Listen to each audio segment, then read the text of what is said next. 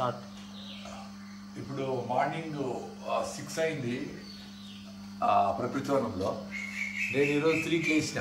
Morning 3కి లేచి రాగి జావ చేసి పెట్టేసి వేడి నీళ్ళు తాగి కొబ్బరి నూనె కొంచెం తాగి పొద్దున్నే ఇక్కడ ఉండే వాలంటీర్స్ అందరినీ రమ్మని మంచిగా పైనాపిల్ బాగా ఐస్ కూడా పోయేట్లుగా బ్యూటిఫుల్గా ఇట్లా ఐస్ ఉంటే కొంచెం నస వస్తుంది కదా, అది పోయేట్టుగా క్లీన్గా 40 డిగ్రీస్లో పోసి గుమ్మడికాయ ఇక్కడ వండిన గుమ్మడికాయతో జ్యూస్, గుమ్మడికాయ జ్యూసర్లో స్టెయిన్లెస్ స్టీల్ జ్యూసర్, అది నో ప్లాస్టిక్.